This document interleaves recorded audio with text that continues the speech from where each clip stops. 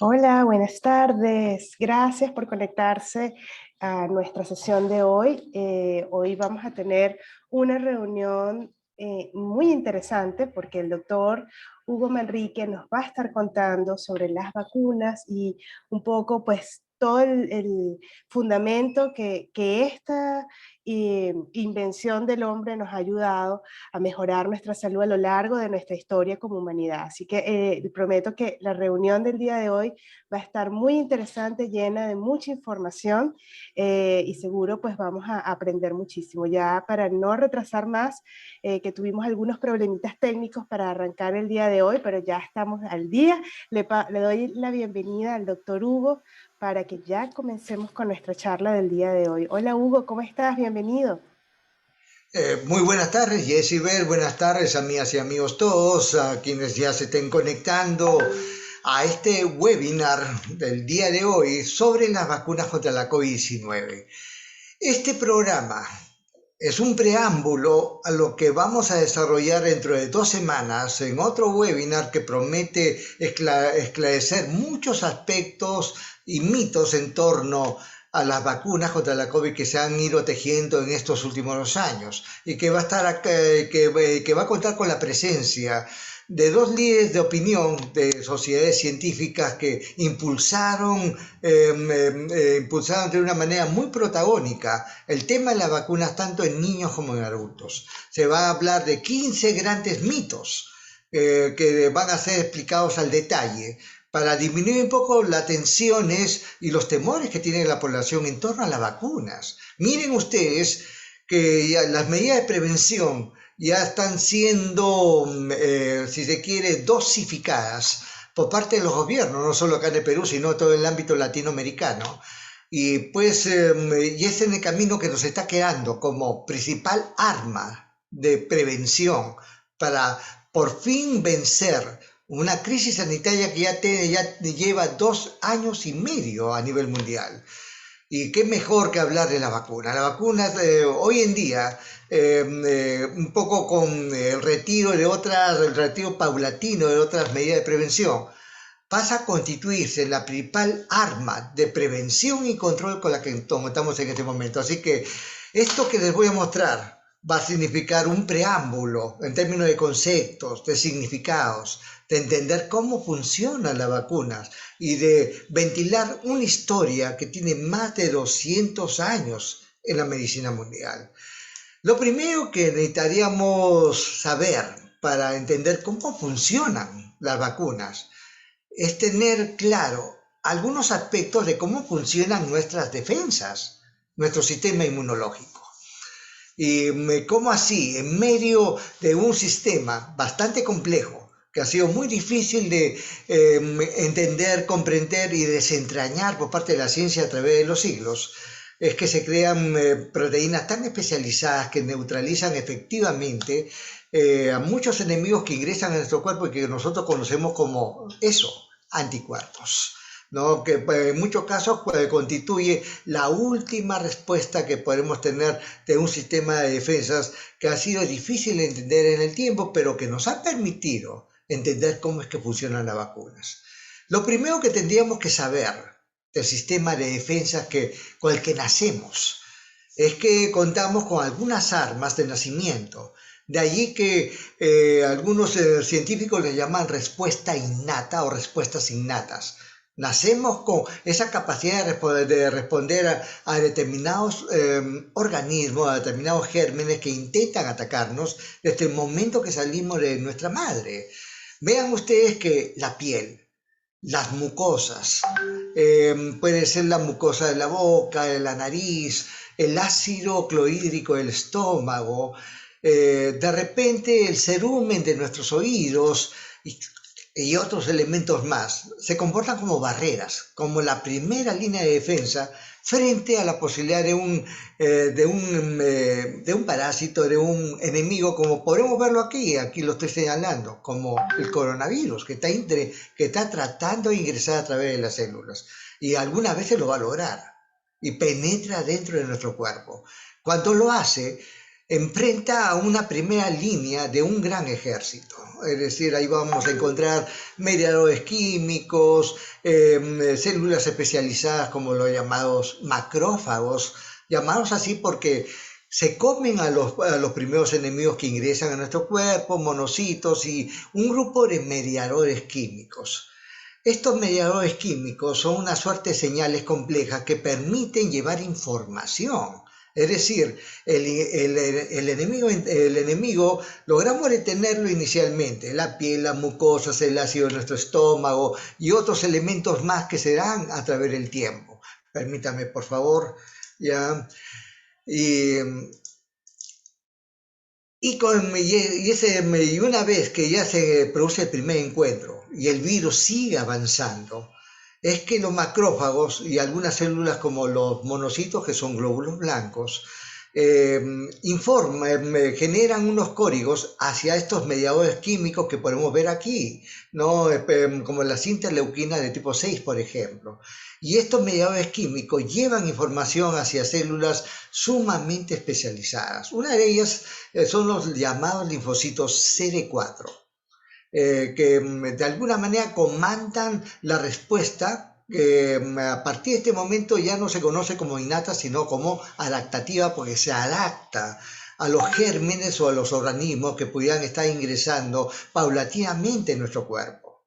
Estos linfocitos CD4, después de recibir la información, a su vez genera órdenes hacia otras células también especializadas, que son los linfocitos B, quienes a su vez son los que producen los anticuerpos.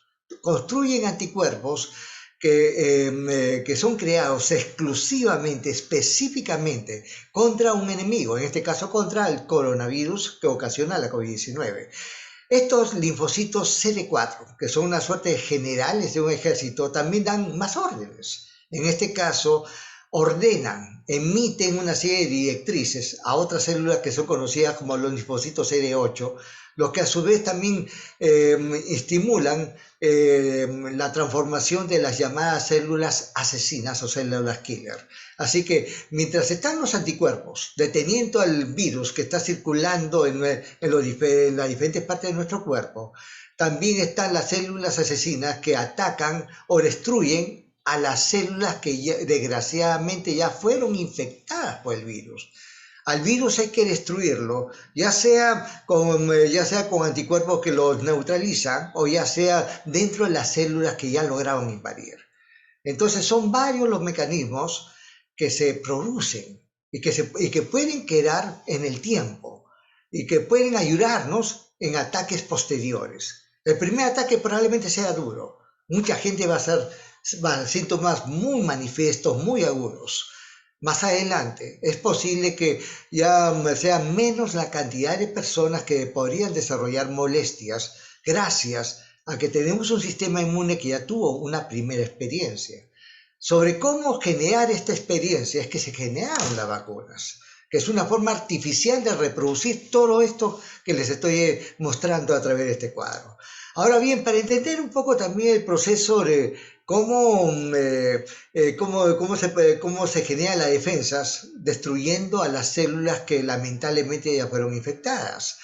Y esto podemos explicarlo rápidamente. Imagínense al germen, este germen pequeñito que logra meterse dentro de una célula y aquí empieza a multiplicarse, a dividirse, y ya está a punto de generar un nuevo virus. Y este nuevo virus a punto de salir, pero en ese momento la célula asesina ataca, destruye el virus y destruye también a la célula que quedó infectada. Ahora bien, en términos naturales, es decir, cuando tenemos a una población, a un grupo de personas que se expone por primera vez a un virus, se producen varios eventos. En el primer ataque, la primera exposición, efectivamente se pueden producir anticuerpos, se producen células T asesinas que pueden eliminar a las células que ya fueron infectadas. Todo este andamiaje se echa a andar en un lapso de días a semanas. La capacidad de nuestro cuerpo de poder adaptarse, porque, como repito, nacemos con algunas defensas, especialmente barreras naturales, pero cuando estas son vencidas por el enemigo, en este caso por el coronavirus, adentro espera una segunda línea. que se va a adaptar y va a generar una respuesta mucho más precisa y específica a ese nuevo enemigo. Así que de repente en una segunda exposición, en una reinfección, probablemente ya contemos con algún nivel de inmunidad que nos proteja. Pero esto es variable. A veces esta capacidad de generar anticuerpos, de transformar células asesinas, puede perderse. Y es como el organismo olvida de cómo hacerlo. Y de repente vuelve a ser tan susceptible como lo fue la primera vez. De hecho, que en algunos casos se puede dar un proceso de memoria, conserva la memoria a través de los años, de tal suerte que cada vez que este germen quiera volver a ingresar, lo más probable es que solo provoque síntomas leves, ya no provoque problemas más graves y mucho menos la muerte a causa de una enfermedad. Esto es lo que se ve en esencia en casi todas las enfermedades infecciosas que conoce la medicina mundial. Miren ustedes que el tema o la polémica en relación a la vacuna contra la COVID-19 tiene un precedente, tiene una historia que la antecede más allá de los 200 años. De repente valdría la pena mostrarles un poco de esta línea en el tiempo. Y nos remontamos al año de 1721. Un grupo de médicos en Inglaterra aplicando las enseñanzas de antiguas leyendas turcas y de algunos escritos también antiguos de la China, donde se recomendaba inocular contenido de ampollas de la viruela en personas sanas, especialmente en niños, con la posibilidad de que esto podría protegerlos. Es decir, en lugar de que se contagie de lleno con el virus, ¿qué tal si le inyecto un poquito y eso de repente dé la oportunidad a un cuerpo de aprender a protegerse? Ese es el principio universal de toda vacuna. Por supuesto que esta primera experiencia no prosperó. Aquí vean ahí una imagen de un escrito de aquel entonces, y tuvo que pasar casi 60 años hasta que el doctor Jenner en Nueva Gales, Inglaterra, su desesperación por tratar de proteger a los pocos niños sanos que quedaban de una comunidad que había sido invadida por la viruela, decide practicar este procedimiento que había sido abandonado por casi 60 años, y lo hace en un niño, y logró protegerlo. El niño, a pesar que tenía toda una familia de personas que enfermaron y algunos murieron a causa de la viruela, él se mantuvo sano. Y ese fue el principio de una historia que continúa hasta nuestros días. Ahora bien, ya en pleno siglo XIX, Louis Pasteur, el padre de la microbiología mundial, desarrolla industrialmente la primera vacuna contra el cólera de las aves, el cólera aviar. Y poco tiempo después hace lo propio con la primera vacuna contra la rabia en seres humanos, aplicada en un niño que fue atacado por un perro enfermo. En aquel entonces, ser mordido por un animal rabioso era una condena a muerte en la casi totalidad de personas que eran atacadas. Y ya en el siglo XX, ya a inicios del siglo XX, Albert Calmet desarrolla lo que más adelante conoceríamos como la BCG, esa primera vacuna que nos han puesto por generaciones apenas nacíamos para protegernos contra la tuberculosis. En 1936, Max Tiller desarrolla por primera vez la vacuna contra la fiebre amarilla, que afectó a cientos de miles de personas en los países emergentes, especialmente en América. En aquel entonces teníamos la fiebre amarilla urbana, que era transmitida por el Aedes aegypti, ese mismo insecto que ahora también nos transmite el dengue, pero que perdió la capacidad de transmitirnos esta enfermedad sumamente grave, gracias a la vacuna. Y gracias también a los procesos de fumigación de aquel entonces, la fiebre amarilla urbana desapareció. Más adelante vendrían otras formas de fiebre amarilla de tipo rural, ¿no?, que emergieron en el tiempo. Así que ya después de la Segunda Guerra Mundial, 1948, la primera vacuna combinada: difteria, tétanos, tos convulsiva, tos ferina o pertussis. Vean ustedes esa vacuna que nos han puesto prácticamente a todos. Miren el año que se inició, así que es muy posible que todos aquellos que me estén escuchando Seguramente tienen esta vacuna, la recibieron con refuerzos incluidos antes de los 4 años. 1960, otro hecho histórico. La poliomielitis, semejante epidemia que dejó paralizados de la cintura hacia abajo a generaciones de niños en todo el mundo. La vacuna emergió, aquí tienen a uno de los creadores, el doctor Sal, más adelante el doctor Sabin generó la forma oral de administración de esta vacuna. Ambos recibieron el premio Nobel en su momento, pero gracias a este proceso, la poliomielitis, esa parálisis que afectaba constantemente a los niños de varias épocas, prácticamente fue erradicada, ¿no? 1963, la vacuna contra el sarampión. En 1971, una nueva vacuna combinada contra sarampión, paperas y rubeola, que también forma parte de los programas de vacunación del Perú. Y aquí llegamos a otro hecho histórico. Estamos en el año 1977. Como dice ahí, el último caso de viruela a nivel mundial.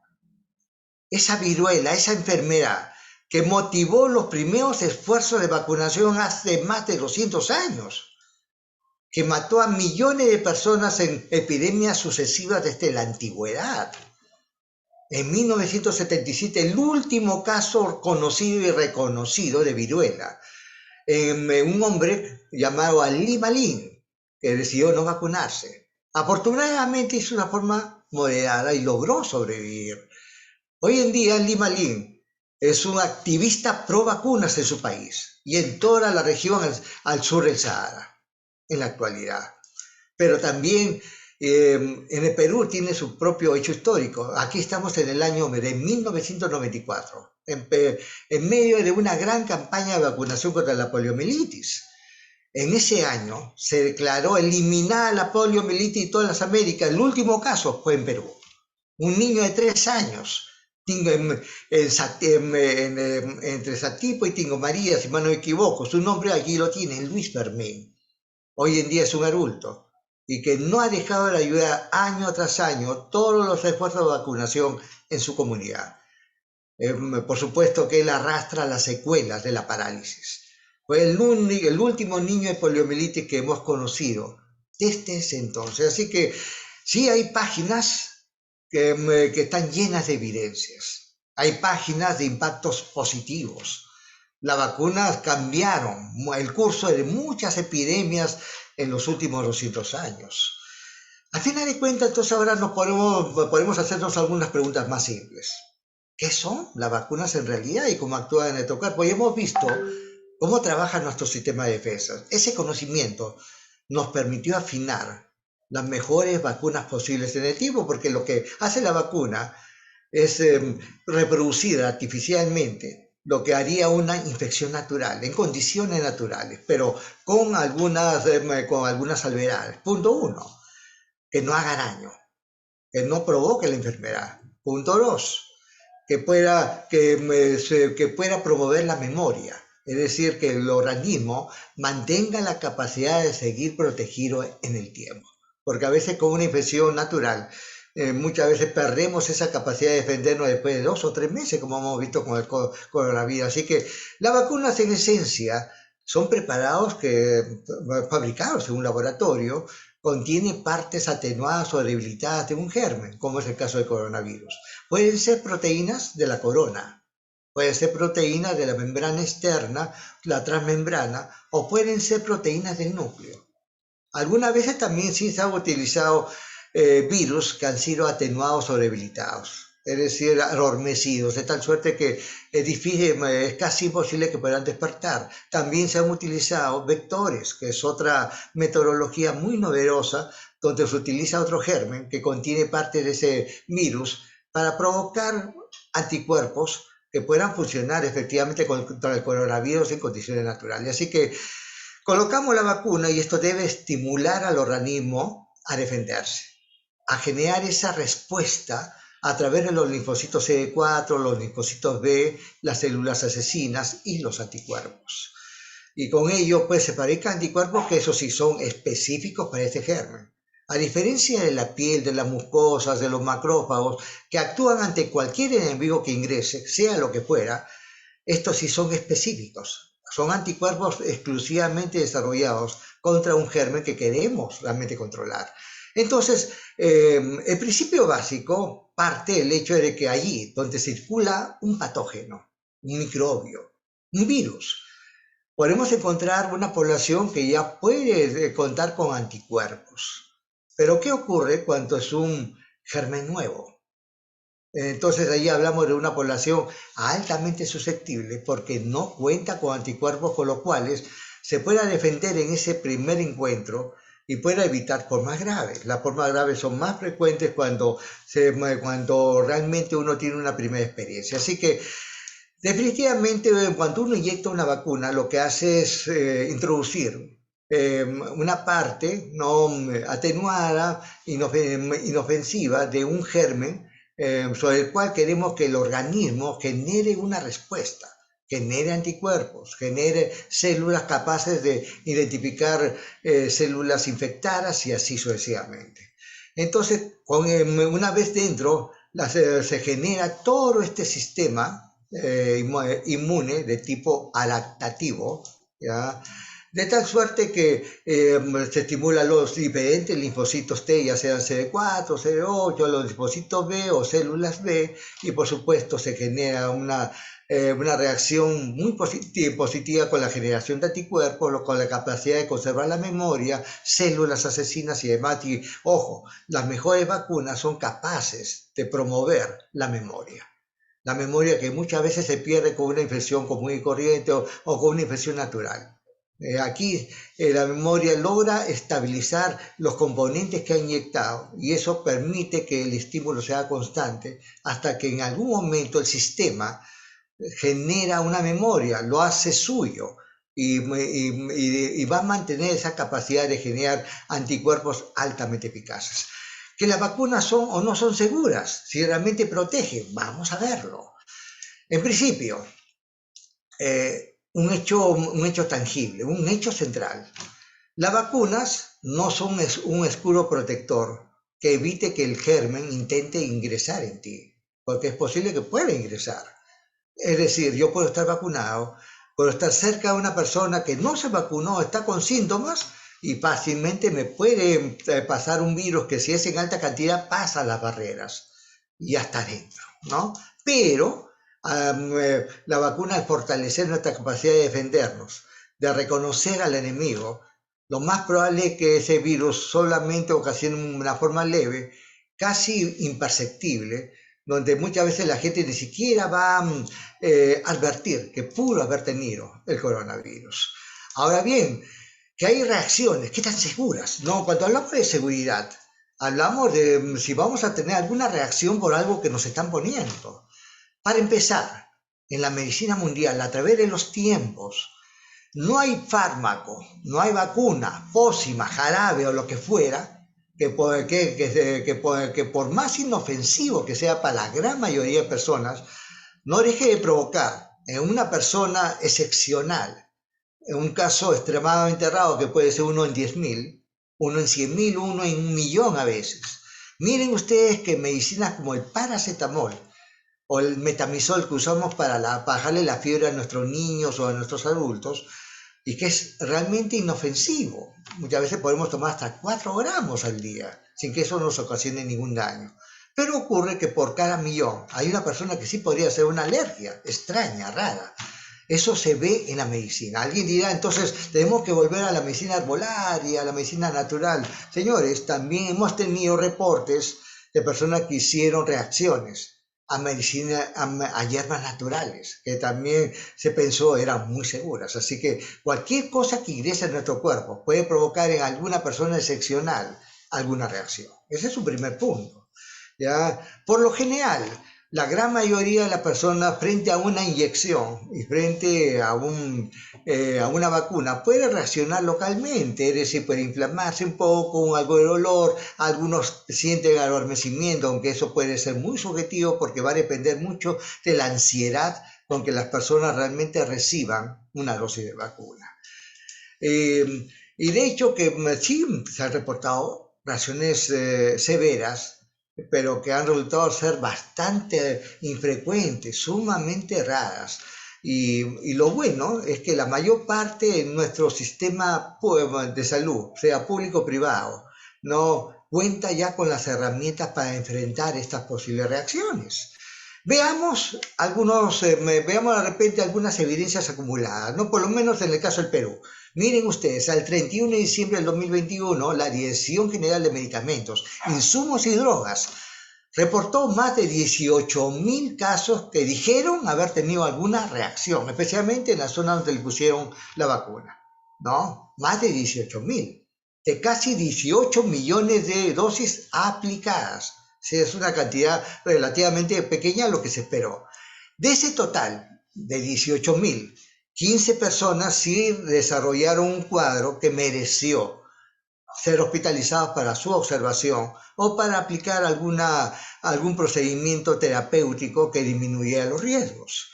Y aquí tenemos un cuadro que consolida lo que les estoy diciendo, ¿no? La mayor parte de las reacciones fueron leves, frente a reacciones que fueron consideradas moderadas en menos del 17%, y las graves que no constituyeron no más del 0,08%, ¿no?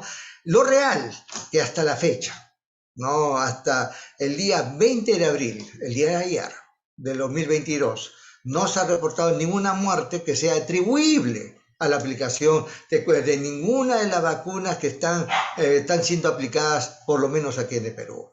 Ahora bien, los resultados realmente han contribuido a detener la pandemia, realmente han servido. Bien, aquí este cuadro, que fue publicado en enero del 2022, ahí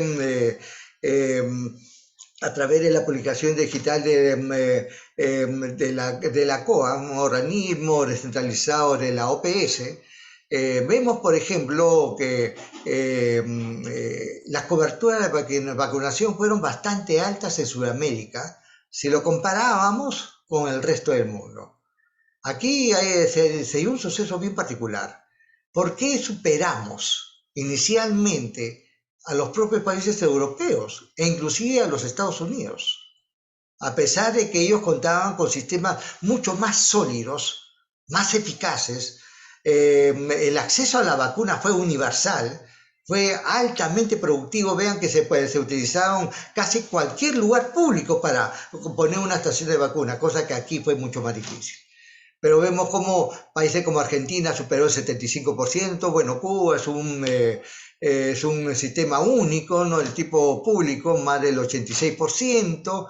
Vemos, por ejemplo, de repente a Uruguay con un 77%. Uruguay, pues, es una nación con un sistema, con un estado que ha sido bastante fortificado, y el Perú con un 68,3% a enero del 2022. Sin embargo, ya otras publicaciones, esta es la edición digital del diario El País, ¿no? El diario El País es, dentro de la prensa internacional, uno de los mayores referentes, ¿no? El manejo de la información a nivel global, y ha seguido plano a plano, el día a día, el curso de la epidemia en muchos países del mundo. Y aquí se pregunta, hace una suerte de editorial: ¿por qué Sudamérica lideró la carrera y logró en un tiempo determinado superar en coberturas a los propios países europeos?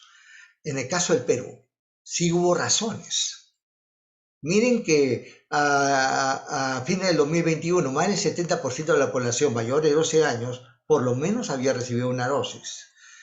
Y hay varios factores que seguramente lo explicaron. El primero de ellos es que en algún momento el Perú tuvo el mayor récord de mortalidad, de tasa de mortalidad, es decir, la mayor cantidad de muertos por cada 100.000 personas en este país, a nivel mundial, superando incluso los países más pobres de la Tierra, como son los africanos al sur del Sahara, o como son algunos lugares del Medio Oriente, donde los sistemas de salud están prácticamente destruidos por las guerras civiles.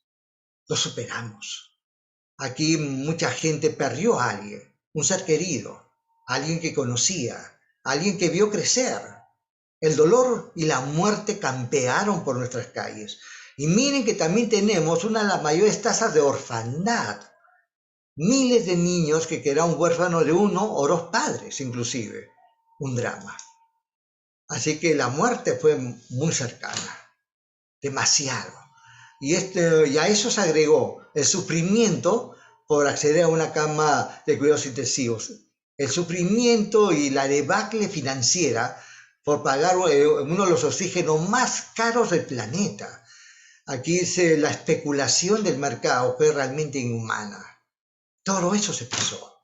Forma parte de una experiencia que no podremos olvidar con miras al futuro.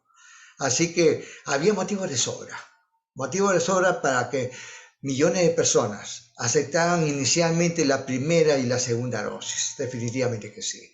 Y aquí tenemos algunos cuadros, ¿no? que están ya actualizados a marzo, a abril de este año, y vemos que con la primera dosis ya todas las columnas en verde significa que han superado el 75%, ¿no? Y las columnas en rojo son las que están por debajo del 70% y vemos que fundamentalmente está en el grupo de los niños de 5 a 11 años. Esto con la primera dosis. Con la segunda dosis, sí tenemos una cobertura, ¿no? Que se mantiene muy interesante en adultos por encima de 12 años, ya casi están en verde. Vean ustedes que en algunos casos, en algunos lugares llega o supera el 90% de cobertura, es decir, el total de la población el 90%, de acuerdo a lo que le correspondía, ya está vacunada con 2 dosis, ¿no? Pero miren la cantidad de casillas en rojo, por debajo del 70%, ya está incrementando. ¿Y qué pasa con la tercera dosis? La cosa cayó. Menos del 50% de la población general del país.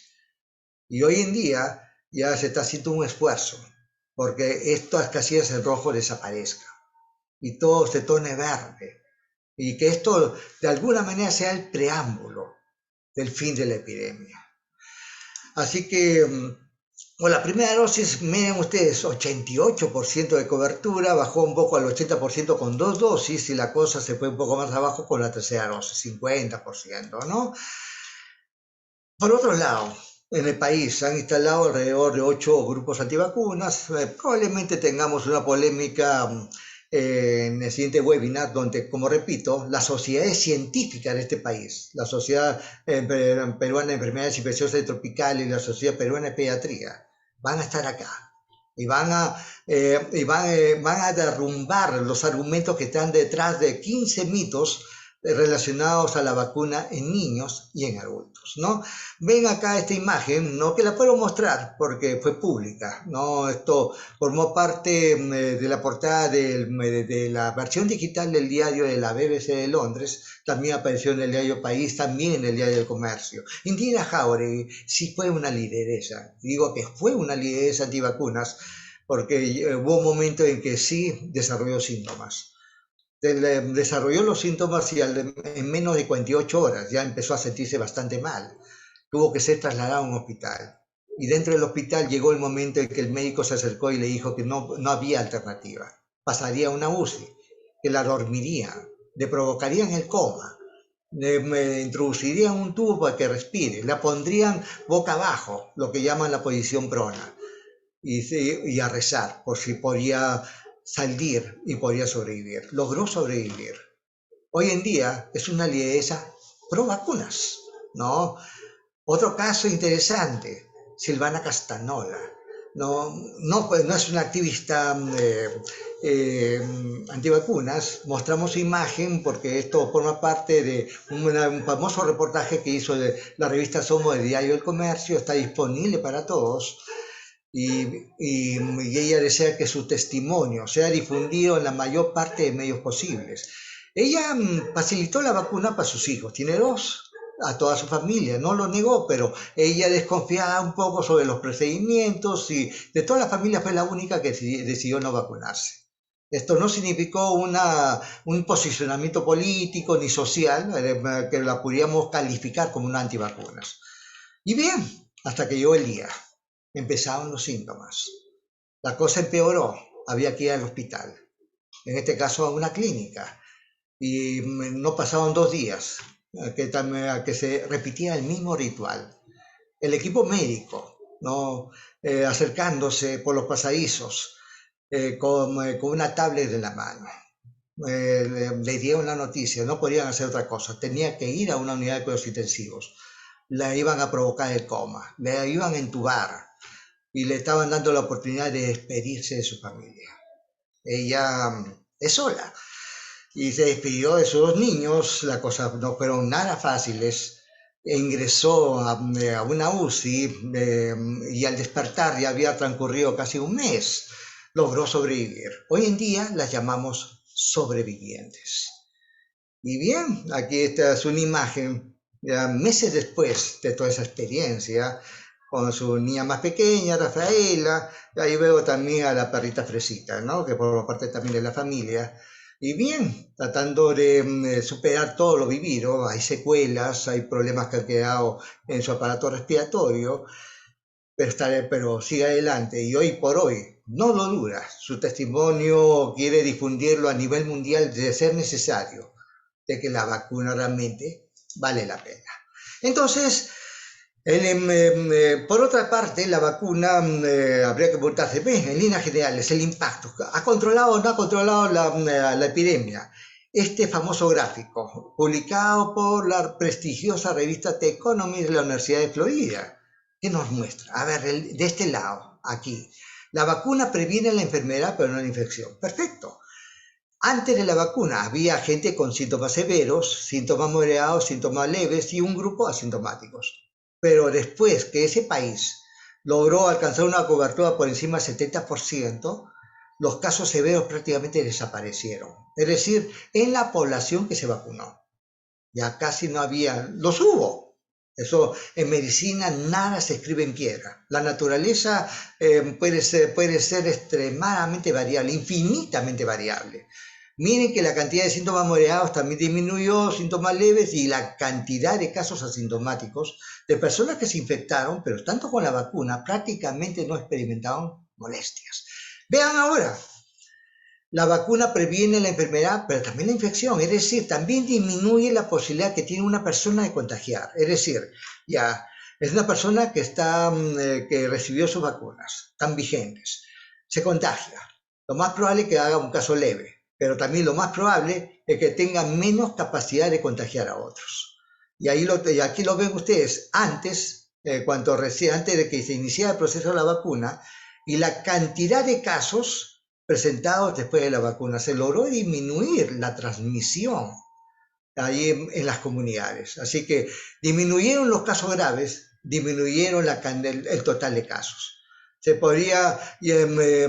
Disminuyó la cantidad de gente que hizo formas graves y que murió a causa de eso, y disminuyó la cantidad de personas contagiadas, lo cual es un preámbulo, un preludio de que esto nos va a permitir ya por fin culminar con esta epidemia. El caso peruano, nada más estos gráficos que fueron preparados por el ingeniero Juan Carvajal, que en algún momento asesoró el proceso estadístico de la presidencia del Consejo de Ministros. Miren ustedes el primero, ¿no? El primer gráfico, recién me doy cuenta que puedo utilizar algunos recursos del Zoom. Vean ustedes, primera ola, segunda ola, ¿no? ¿Qué muestran estas barritas? Todos los casos diagnosticados con una prueba positiva, primera, segunda ola.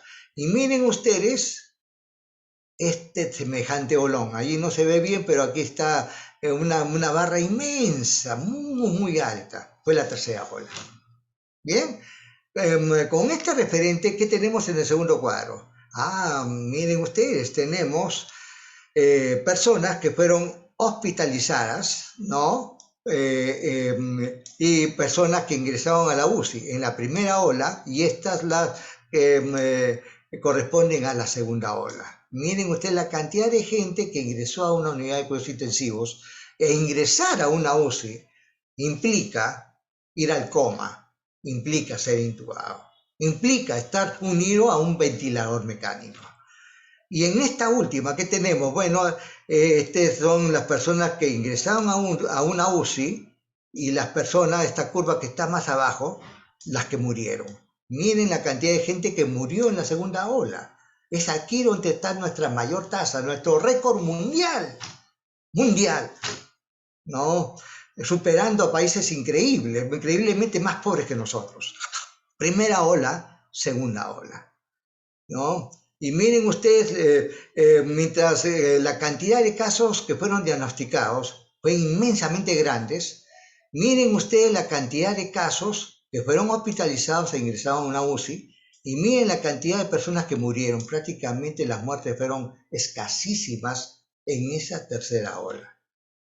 Ahora ya estamos en medio, terminando el mes de abril, y todavía estamos a la espera de una posible cuarta ola. Esperemos no llegue, tal vez no llegue, aunque ya se están adelantando el levantamiento de algunas medidas, con la cual no necesariamente podemos concordar, pero lo real es que hoy más que nunca, si nos quedamos con alguna medida de prevención, van a ser estas, las vacunas.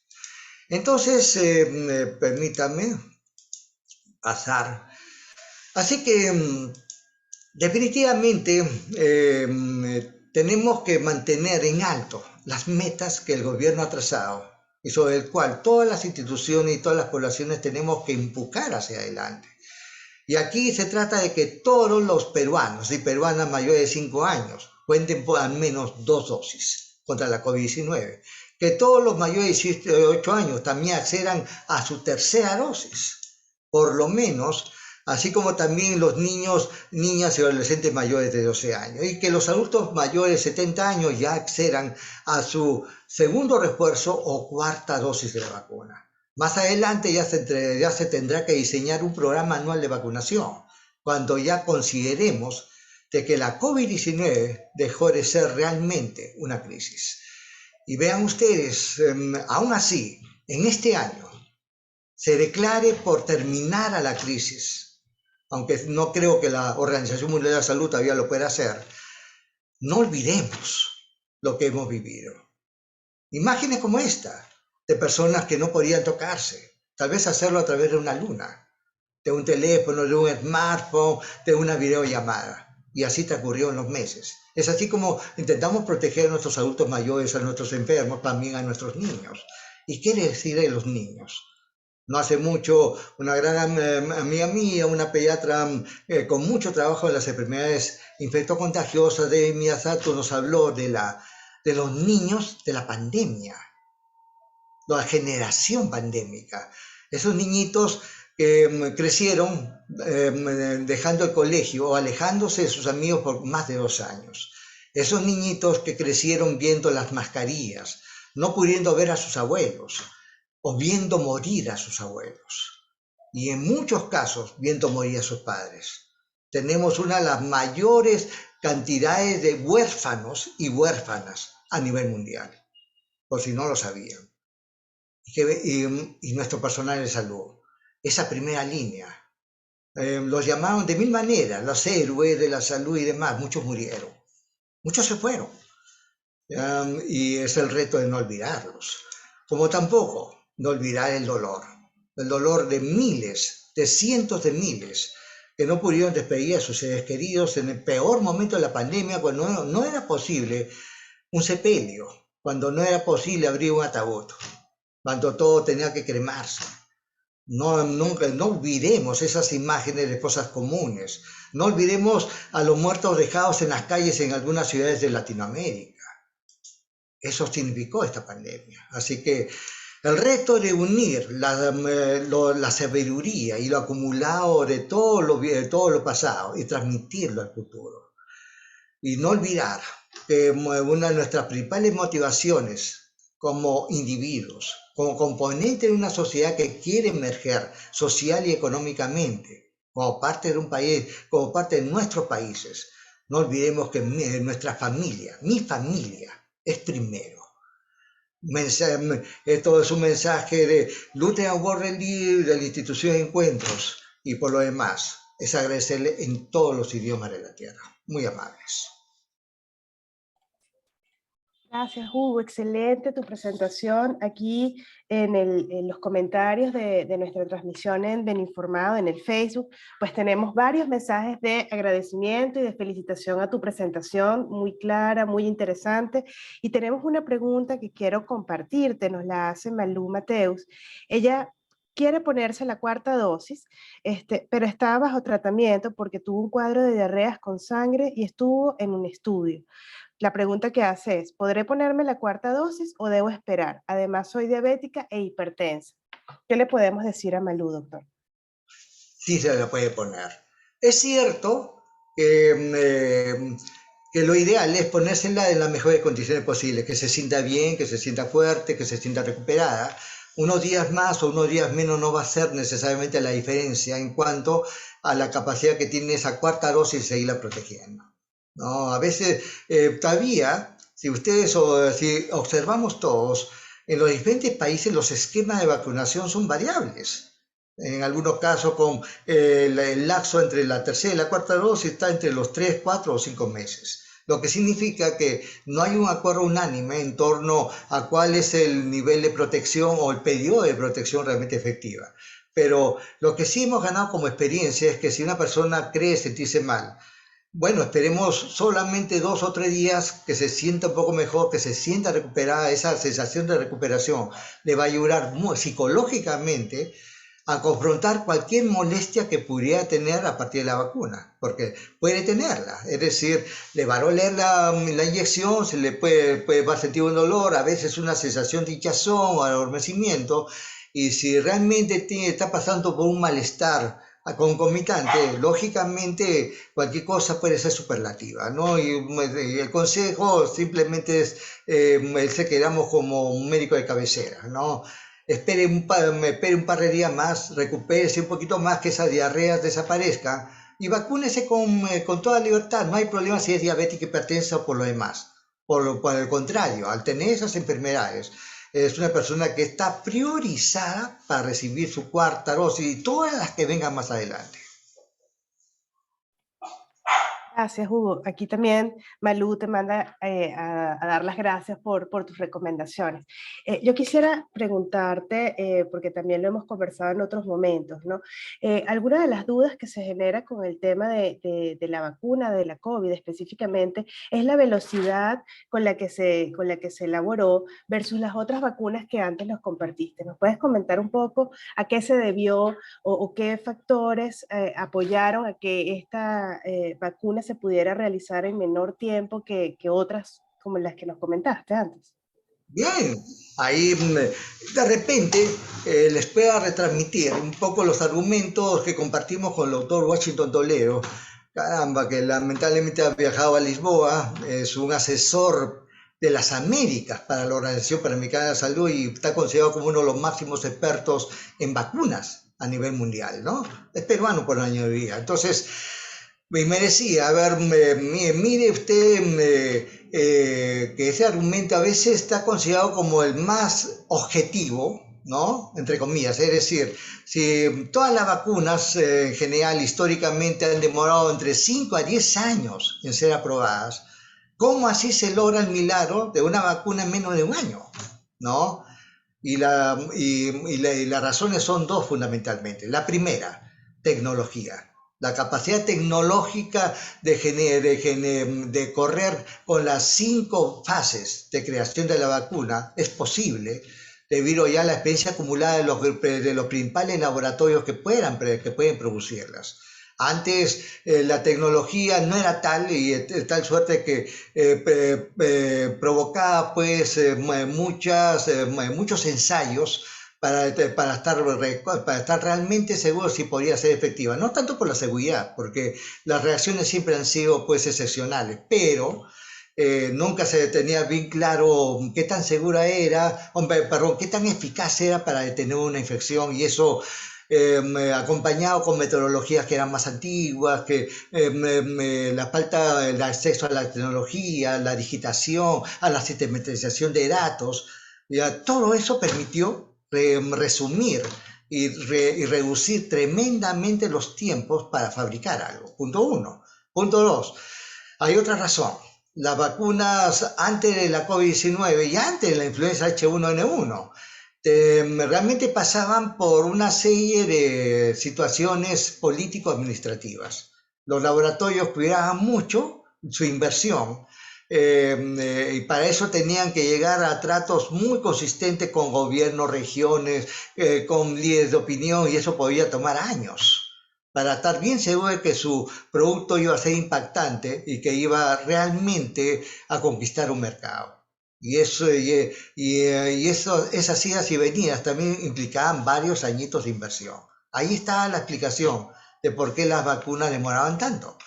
Pero no, ahora con la COVID-19, siendo una crisis del tamaño de la COVID, del tamaño de esta pandemia, definitivamente los laboratorios con la tecnología, en medio del área digital, ya eran capaces de producir una vacuna muy consistente. Y los procesos de negociación fueron también sumamente rápidos, acuérdense. Cómo los gobiernos negociaron en tiempo récord con los principales laboratorios, lo que permitió su rápida distribución y su masificación. Así que todo eso en menos de un año, y sí fue posible. Gracias, Hugo. Otra pregunta, y yo creo que ya con esto podemos ir cerrando esta charla tan interesante del día de hoy, es ¿por qué en general o con algunas vacunas se requieren los refuerzos? ¿Por qué hay que volver a aplicar otra dosis para mantenernos inmunizados contra algunas enfermedades? Definitivamente las estructuras de algunos virus, por determinadas características, tienden a ser más estables, no son tan fáciles de destruir por nuestras defensas, se mantienen en el tiempo, no provocan daño, pero su presencia mantiene el estímulo, hasta lograr inclusive una memoria. En cambio, otros virus no tienen esas estructuras y metemos una proteína inocua que como parte de la vacuna, el organismo reacciona y genera una respuesta que le va a servir para enfrentar al verdadero virus cuando éste ingrese. Esa es la razón de una vacuna, pero ocurre que esa proteína que ingresamos es inestable y tiende a desaparecer con mayor rapidez. Entonces, con la tecnología que están utilizando algunos laboratorios se busca la mejor estabilidad posible, ya de impregnarla de repente con tecnologías como el llamado vector, es decir, utilizar otro virus que no tiene nada que ver con la COVID-19, le introducimos una proteína de la COVID-19 y con eso el organismo lo confunde, pero ese virus por alguna razón logra sobrevivir, no hace daño y de alguna manera provoca un estímulo constante que permite la defensa alta. Entonces, si la capacidad de las proteínas que metemos tiende a desaparecer después de 3 o 4 o 5 meses, eso es lo que al final de cuentas justifica que haya un refuerzo. Es decir, se terminó el estímulo y hay que volver a reactivar el estímulo con un nuevo refuerzo. Esa es la razón, ¿no? Miren, por ejemplo, un ejemplo. La vacuna contra el neumococo se pone cada 5 años.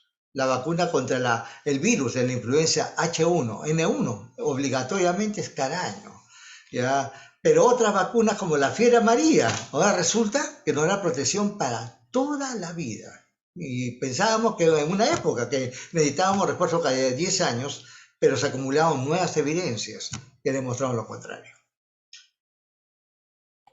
Excelente, doctor. Muchísimas gracias por la respuesta y por toda la charla en general. Entonces, ya para cerrar, Hugo, quisiera que nuevamente invitáramos a todas las personas que nos están acompañando y que después van a ver la charla, porque va a quedar grabada en la plataforma de Facebook de Beninformado y la vamos a estar compartiendo también en nuestra página web beninformado.pe.